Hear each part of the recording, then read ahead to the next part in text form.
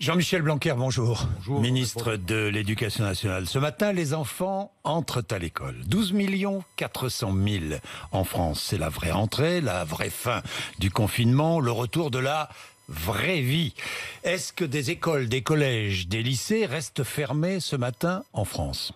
Non, toutes les écoles, tous les collèges et tous les lycées ouvrent.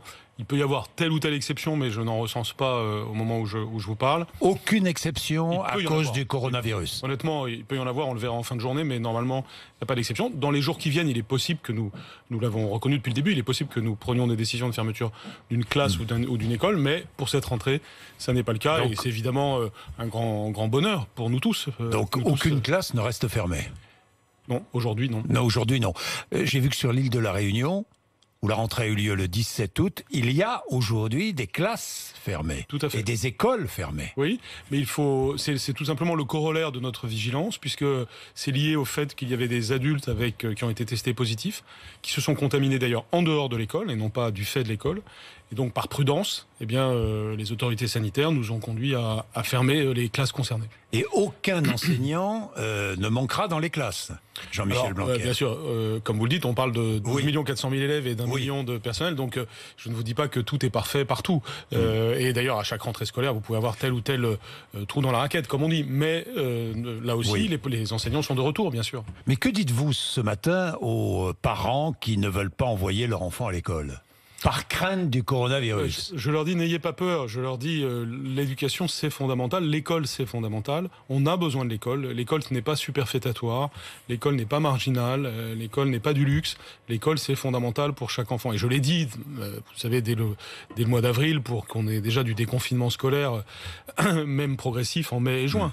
Mon discours n'a pas changé. C'est-à-dire, l'école est fondamentale. Il y a d'autres enjeux en plus du virus. Donc, on doit d'une part, être très vigilant sur le virus, c'est pourquoi nous avons un protocole sanitaire strict. Et nous allons y venir. Le deuxième message que je leur envoie, bien sûr, c'est que nous assurons un cadre sanitaire strict, bien plus strict que ce que beaucoup d'enfants ont vécu pendant les vacances, par exemple. Donc, il ne faut pas, d'un seul coup, lorsqu'il s'agit de l'école, se mettre à avoir des peurs qu'on n'a pas pour des sujets où il y aurait plus matière à avoir peur. Donc, Premier message. Deuxième message, ils ont besoin de l'école. Et puis, il y a d'autres sujets encore que le virus qui font que l'école est indispensable, y compris d'ailleurs des sujets... Donc, si un père, une mère ne veut pas envoyer son enfant à l'école, il faut que cet enfant apporte un certificat médical ou que les parents apportent ou envoient un certificat médical. Bien sûr. Ça, c'est impératif. C'est impératif. L'école est obligatoire et on n'est pas absent de l'école sans justification. Sans justification. Et les enseignants ? Pourquoi, j'ai une question qui revient régulièrement, pourquoi est-ce que tous les enseignants n'ont pas été testés ? Parce que la doctrine sanitaire nous dit que ce n'est pas la bonne manière de faire. Parce que dans ce cas-là, il faudrait tester tous les jours d'une certaine façon, puisqu'on peut se contaminer d'un jour sur l'autre. En revanche, dès que quelqu'un a un symptôme, non seulement on le teste, mais s'il est positif, on teste tous les contacts, et ça peut être les collègues ou autres. Et donc, cette méthode-là est plus efficace. C'est pas moi qui le dis, c'est les autorités sanitaires. Il peut y avoir aussi des tests aléatoires. Ce sont des choses qui peuvent se passer vis-à-vis de personnel de l'éducation nationale, comme dans d'autres secteurs, de façon à voir si on n'a pas des asymptomatiques. Et aucun enfant ne sera testé ? Pas de façon aléatoire. Pas de façon aléatoire. Par contre, un enfant qui a des symptômes, oui, sera testé. Voilà. Que se passe-t-il ? Alors, en classe, un enfant a des symptômes ou un enseignant. Ou un enseignant a des symptômes, il se fait tester, il est porteur du coronavirus. Que se passe-t-il ? Je vais vous donner les grands principes. Pour tous ceux qui veulent rentrer dans les détails, je signale que tous ces éléments sont sur le site internet du ministère de l'Éducation nationale. Mais en 2 mots, premièrement, si quelqu'un a les symptômes, on l'isole. On l'isole, puis on fait venir ou on l'envoie sur le centre de test. Dans certains cas, c'est les testeurs, si je puis dire, qui se déplacent, ou alors c'est l'inverse.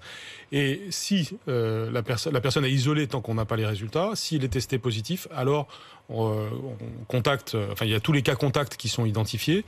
Toutes ces choses-là sont dans les mains de l'Agence régionale de santé, qui prend en main la procédure dès lors que quelqu'un est testé. Fermeture de l'établissement, s'il y a un cas de Covid dans une classe ? Oui, et nous ne partons pas de zéro sur cette expérience-là, puisque vous savez, au mois de juin, c'est déjà ce que nous avons fait, c'est-à-dire nous avons rouvert des écoles et des établissements, et nous avons su les refermer, parfois juste pour quelques jours d'ailleurs, quand il y avait matière à le faire. Et à chaque fois, on s'en remet aux autorités sanitaires pour juger de la proportion des choses. Ça peut être juste une classe, ça peut être aussi une école entière. Alors, le protocole sanitaire dans les établissements, les enfants, 30 à 35 élèves, 25 entre 25 et 35 élèves se retrouvent côte à côte dans les classes, masqués à partir du collège, collège-lycée masqué, pas masqué à l'école élémentaire, on est bien d'accord. Distanciation dans les classes ou pas? Distanciation autant que possible, c'est-à-dire que... Parce que à 30-35, c'est pas évident. Oui, bien sûr, mais c'est pour ça que... Oui, mais vous savez, il y a 60 000 implantations scolaires en France, chacune est un cas différent, et nous avons demandé aux collectivités responsables et aux chefs d'établissement de faire, dans la mesure du possible, de préparer les choses pour qu'il y ait distanciation. Et chaque classe dans la même salle, si possible? Quand c'est possible aussi, il n'y a pas de brassage, ça n'est pas le cas partout, mais chaque fois que c'est possible, on le fait. Est-ce qu'à l'école, comme dans les entreprises, l'obligation de porter le masque pourrait être assouplie? Non, nous avions des perspectives d'assouplissement, nous les avons abolies parce que justement nous avons voulu une règle simple qui est tous les adultes portent le masque et tous les élèves portent le masque après la classe de 6e. La récréation? À la récréation, on porte le masque. Est-ce qu'on a instauré des zones alors vous avez dans là lesquelles les élèves doivent être répartis? Alors sur ces sujets-là, type récréation, cantine, etc., nous avons voulu être moins normatifs qu'en mai-juin. Vous vous souvenez qu'en mai-juin, on avait été très normatif, et parfois on nous l'avait reproché. À mes yeux, c'était indispensable pour permettre le retour de la confiance et le déconfinement effectif. Là, on a des règles simples, des règles socles, si je puis dire, qui tiennent en 7 pages. Tout le reste, c'est des recommandations. Ces recommandations, là aussi, on peut les voir sur le site du ministère. Et par exemple, s'agissant de la récréation, il est recommandé, par exemple, d'éviter que tous les élèves soient en même temps à la récréation. Ce qui est possible en aménageant les emplois du temps différemment. Hier, je voyais une directrice d'école qui avait fait ça en décalant d'un quart d'heure la récréation pour chaque groupe de classe. Donc mais là, on s'en remet au pragmatisme des acteurs et au fait qu'ils ont des situations différentes. Les chefs d'établissement et les professeurs sont les mieux masques placés. Pour les élèves à la récréation. Masques pour les élèves à la récréation. Par contre, dans les activités physiques, quand ils font de l'EPS, de l'éducation physique et sportive, là, évidemment, pour des raisons évidentes, ils peuvent... Et les cours de musique? Là, on difficile aussi. Hein. Non, en fait, pour la chorale... Avec le chant, je ne sais pas. Enfin. Ça a été théorisé par nos spécialistes de musique au ministère, si vous voulez. Non, vous pouvez chanter avec un masque. Chacun peut s'y essayer, d'ailleurs, ce matin. Et si vous voulez, c'est juste le volume qui est plus bas quand vous chantez avec un masque, mais vous pouvez chanter avec un masque. Pour le sport, pas de vestiaire. Et puis, vous savez, quand vous chantez, vous risquez quand même, pour le coup, d'envoyer des aérosols. Oui, c'est sûr. Et donc, pour le sport, pas de vestiaire?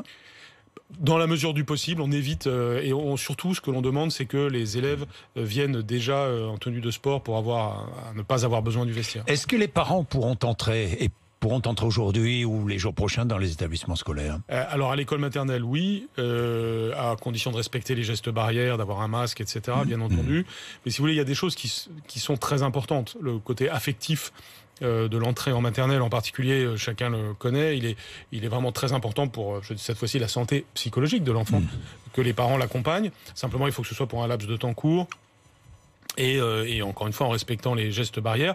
Mais vous savez, sur ce point comme sur d'autres, c'est le bon sens qui prévaut, c'est-à-dire on évite d'agglutiner les personnes, on respecte les gestes barrières, on met un masque, etc. Et puis là, on maintient cette possibilité pour les parents parce que c'est très important pour l'enfant. De même, les réunions parents et élèves de début d'année, qui sont un classique de l'éducation nationale, c'est quelque chose d'indispensable, mais ça se fera à des petits formats et jamais à des grands formats. Oui, un monde sans école serait plus dangereux pour les enfants que le coronavirus. Bien sûr, Jean-Michel Blanquer. Et chacun a bien senti cela, et dans le monde entier. Bien sûr. L'accueil des enfants en fin de journée ou le mercredi, comment ça va se passer? Je vous dis ça parce que certains n'ont pas très bien compris ce qu'a dit le Premier ministre lorsqu'il a dit « Papy, mamie ne pourront pas aller chercher les enfants à la sortie de l'école ». Bon, c'est un peu rapide, non? C'est une formule, oui. C'est une formule qui dit bien ce que ça veut dire. C'est-à-dire qu'on doit être attentif à ce qu'on ne contamine pas tout simplement les personnes les plus âgées qui sont aussi les plus vulnérables. Maintenant, on n'est pas toujours papy, mamie au même âge. Oui. Il y a plein de cas de figure, donc je crois qu'il faut... C'est pas une expression à prendre au pied de la lettre, mais c'est une formule pour dire soyons prudents sur ces enjeux-là. Et puis aussi, c'est vrai, nous sommes très attentifs à toutes les formules périscolaires. Nous voyons ça avec les collectivités locales pour qu'il y ait possibilité de prise en charge des enfants. En tout cas, une de mes grandes priorités, c'est de m'assurer que les familles ne vont pas être gênées par le déroulement de cette année scolaire et qu'elles ne se trouveront pas dans des situations qui ressembleraient à ce qu'ils ont connu en mars et avril pendant le confinement. Dans les internats ? Comment ça va se passer? La même chose, vous avez une feuille de recommandation pour les acteurs, mais en gros c'est la distanciation qui est promue et un nombre réduit d'élèves dans une même pièce. Est-ce qu'un plan de reconfinement est prêt? Oui, nous avons un plan... À l'Éducation nationale? Oui, nous avons 3 catégories de scénarios. Si vous voulez, vous avez le scénario normal, c'est celui que nous vivons actuellement. Ensuite, à l'autre extrémité, nous avons le scénario de confinement. Alors, confinement qui serait partiel dans ce cas-là, c'est-à-dire concernant un territoire circonscrit.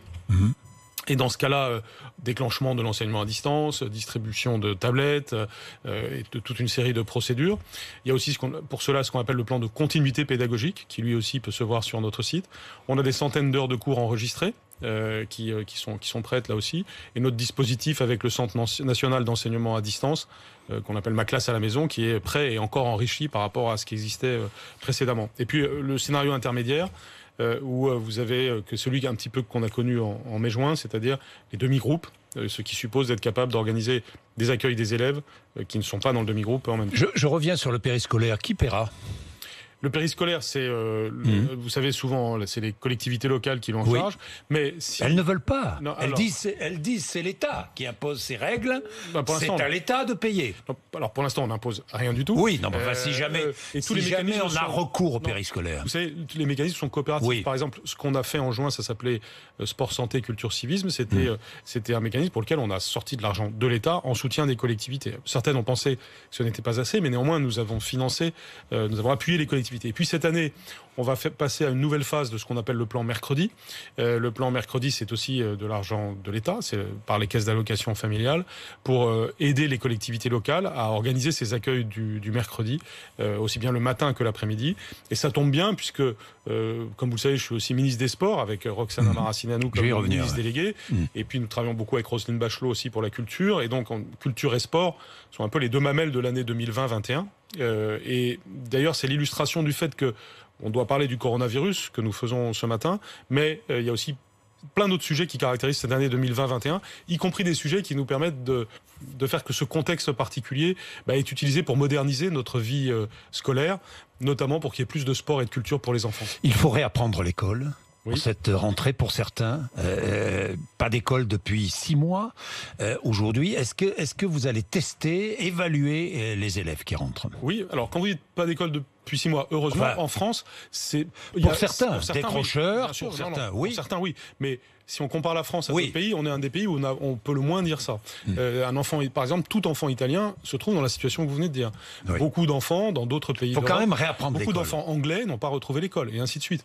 Nous, au moins... Il faut réapprendre le rythme de l'école, il faut réapprendre... Parce qu'on souligne toujours ce qui ne va pas, mais ayons la fierté de se dire que notre pays est celui qui a le plus déconfiné scolairement. Ensuite, malgré tout, il y a eu plein de problèmes, chacun le sait, et il est très important en ce début d'année, pour répondre directement à votre question, de dire qu'il y a des évaluations de début d'année. Alors c'est particulièrement vrai pour les classes charnières, donc le CP, le CE1, la 6e, la seconde, pour lesquelles vous avez des évaluations nationales, chaque enfant y passe, et c'est des évaluations très approfondies, et très utiles pour voir le niveau d'un enfant. Et puis pour toutes les autres classes, il y a des outils pédagogiques qui sont donnés aux professeurs, qui ensuite les utilisent comme ils le souhaitent, avec toutes les initiatives qu'ils peuvent prendre pour aider l'enfant ensuite, et ça permet d'avoir un portrait de la situation de l'enfant et de déclencher de l'accompagnement personnalisé en ce début d'année. Des aides personnalisées, oui.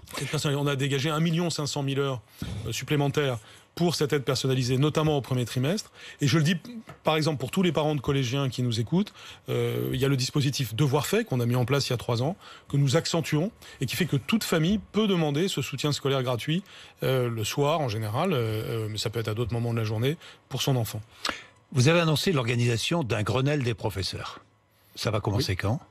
Alors c'est pour les prochains jours. En réalité, ça a un peu commencé parce que la semaine précédant la rentrée, j'ai reçu les organisations syndicales pour commencer à envisager globalement le processus. Mais en tout cas, ça commence dès maintenant avec des réunions qui commenceront d'ici une dizaine de jours et qui ont comme objectif déjà dans un premier temps de définir l'année 2021, c'est-à-dire par quoi commençons-nous pour cette amélioration de la rémunération des professeurs, avec une attention particulière pour... Hausse des rémunérations, esprit d'équipe, modernisation sont les 3 grands axes. C'est vrai.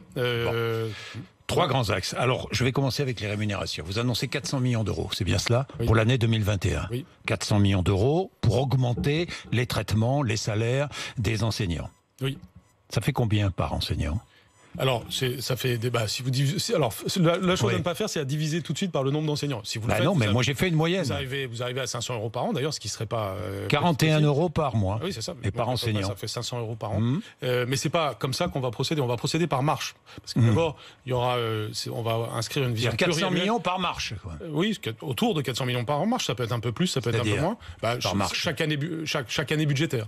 C'est-à-dire, l'objectif, c'est pas seulement de définir l'année 2021, c'est de définir. 400 millions pour 2021, et ensuite, plus pour 2022. On fera une loi, ce qu'on appelle une loi de programmation pluriannuelle, qui permet de définir l'augmentation des années suivantes. Je rappelle que ce chiffre, 400 millions, il y aura une première augmentation des enseignants en 2021, et il y en aura une autre en 2022. Exactement. Et une autre en 2023. Exactement. Ça, je ne sais pas si vous serez encore en poste, mais... Non, il y aura forcément un gouvernement différent, mais en 2023. Mais par contre, ça existe. C'est pas. Ça existe sur d'autres sujets. Ça sera inscrit dans le domaine de la défense, dans le domaine de l'enseignement supérieur. Vous avez ça, c'est-à-dire une programmation qui est respectée d'un gouvernement à l'autre. Et donc, sur combien d'années la programmation? Alors, ça fait partie des choses qui se discutent. Classiquement, c'est sur 5 ans, mais on va essayer de faire peut-être quelque chose de plus pendant 5 ans, les enseignants vont être augmentés.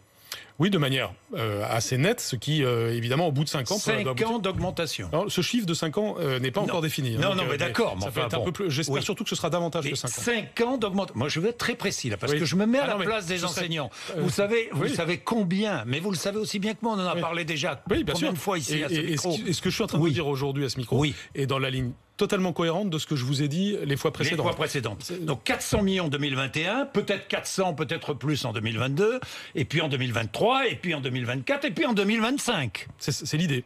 C'est l'idée. Et bien sûr, je reviendrai à votre micro dans quelques mois avec des choses plus précises, puisque ce sera le résultat des négociations que nous aurons eues. Mais l'objectif, c'est à la fois d'améliorer la rémunération des professeurs, et c'est normal, nous avons à le faire, et corrélativement d'améliorer le système. Priorité aux jeunes enseignants. C'est-à-dire que les jeunes enseignants seront plus augmentés que les autres. Ça ne veut pas dire que les autres ne le seront pas. Ça veut dire que proportionnellement... Certains toucheront 20 € par mois et d'autres 80 ou 100 ou 150. Les choses seront faites de façon juste et équitable pour compenser les retards qui sont en effet plus grands pour les jeunes aujourd'hui. Certains ne toucheront rien. Je ne sais pas, au moment où je vous parle, ça se discute et c'est ça que l'on va voir. Non, c'est probable. Les agrégés, par exemple, ceux qui sont les mieux payés, je ne sais pas moi. Par exemple, c'est sûr qu'un agrégé en fin de carrière est moins concerné par ce processus qu'un jeune capétien qui commence, c'est vrai.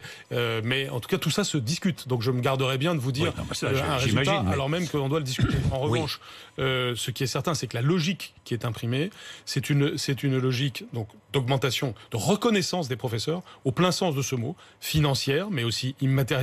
C'est pour ça que j'en appelle modernisation aussi. Dans mes interventions toujours au respect des professeurs, la société. Et d'ailleurs, les Français respectent les professeurs. Oui, les professeurs ne se sentent pas respectés. Vous avez vu les sondages.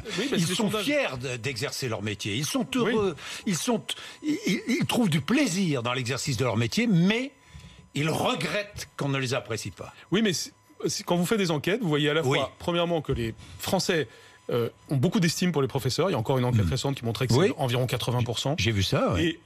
Mais inversement, les professeurs pensent qu'ils ne sont pas si aimés que ça. Et c'est lié sans doute à des enjeux de vie quotidienne, parfois de l'agressivité qu'ils connaissent, notamment, et des choses comme ça. Comportement des syndicats. Écoutez, je ne me ferai pas ce diagnostic à ce moment-là. Je pose la question. Comportement des syndicats. Est-ce que les syndicats ont toujours tendance à dire non, les syndicats d'enseignants? Alors peut-être que ça a un impact sur l'image des professeurs dans la société. Vous croyez française. Que ça a un impact? C'est possible, ça en a forcément. Je laisse chacun juger quel est cet impact. Je vois votre petit sourire. Mais ce qui est certain, c'est que la reconnaissance est due aux professeurs. Et ce qui est certain aussi, c'est que nous avons à témoigner de cette reconnaissance au quotidien. C'est le cas des parents d'élèves, par exemple.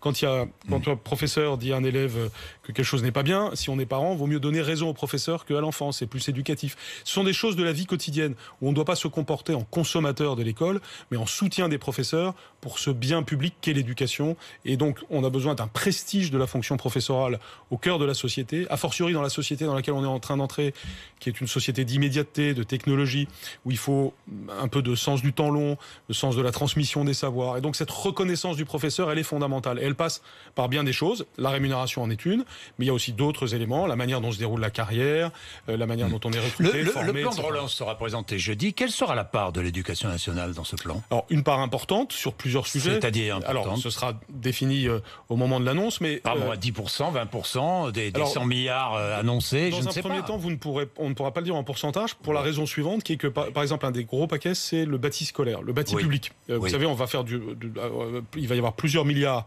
consacrés à la rénovation thermique des bâtiments, publics et privés d'ailleurs. Oui. Et s'agissant des bâtiments publics, les bâtiments scolaires sont très importants. Je vous disais tout à l'heure, il y a 60 000 implantations scolaires en France, écoles, collèges et lycées. Certaines sont très modernes, d'autres pas. Certaines sont des passoires thermiques. Eh bien, on va les rénover. On prépare des dossiers dès maintenant avec les collectivités locales, de façon à être prêt au 1er janvier pour tout de suite être prêt à lancer des travaux, ce qui relancera le bâtiment aussi par la même occasion, permettra de faire des économies d'énergie, permettra aussi d'avoir un environnement scolaire plus agréable pour les enfants, avec des potagers, de la biodiversité autour de l'établissement. Donc ceci, ça va être plusieurs milliards d'euros rien que sur la rénovation du bâti scolaire. Jean-Michel Blanquer, j'ai 2 questions pour terminer. D'abord les sports, une question sport, puisque vous chapeautez le ministère des Sports avec Roxana Maracineanu. Mais est-ce qu'on peut espérer, avant la fin de l'année, voir des stades de foot ouverts à plus de 5000 personnes, masquées, je précise bien, masquées? J'aimerais vous dire oui. On a beaucoup travaillé à ça avec Roxana Maracineanu. Oui. J'ai participé à plusieurs conseils de défense où à chaque fois ce thème est traité. Nous sommes aujourd'hui l'un des pays d'Europe, pour ne pas dire le pays d'Europe, qui a le plus ouvert la possibilité. Dans la plupart des pays, les matchs se déroulent à huis clos. Donc 5000, c'est déjà une forte ouverture. On est obligé d'être très raisonnable, a fortiori dans le contexte actuel où le virus circule plus fortement qu'il y a quelques semaines. Et donc, l'ouverture de la jauge n'est pas d'actualité au moment où je vous parle. Ceci étant, dès que ce sera possible, bien sûr, je suis le premier... En zone verte? Oui, dès que ce sera possible, on ira plus loin. Mais au moment où je vous parle, ça n'est pas d'actualité. Bien, et j'ai une question politique, purement politique. Christian Estrosi souhaite une alliance avec Emmanuel Macron pour 2022, alliance de la droite. Est-ce qu'Emmanuel Macron est le meilleur candidat pour la droite en 2022? Je pense que c'est un peu prématuré, alors qu'on ne sait pas encore qui sera candidat en 2022. Oui, c'est une prise de position importante. Ce dont je suis certain, c'est qu'Emmanuel Macron est le meilleur candidat pour la France. Et comme c'est forcément un candidat de rassemblement, il est bon qu'il sache élargir. Ça, c'est une réponse très politique. Mais c'est la vérité. On a besoin d'unité en France. On est sans arrêt en train on est une démocratie, c'est normal qu'il y ait des débats. Parfois, il y a trop de divisions par rapport aux grands enjeux de notre temps, économiques, géopolitiques, climatiques, qui sont considérables. Donc je ne dis pas que tout est dans tout et que tout le monde doit penser la même chose. Par contre, je pense qu'on a besoin de grands rassemblements au service de la France. C'est ce qui s'est passé à chaque fois qu'on a su progresser. Et donc, c'est évidemment c'est souhaitable. Mais je salue ce qu'a dit Christian Estrosi, bien sûr. Oui. Je l'ai vu d'ailleurs samedi au départ du Tour de France. Il a fait un très bon travail. Merci Jean-Michel Blanquer d'être venu nous voir ce matin sur RMC et BFM TV, 8h56. Merci. Merci à vous.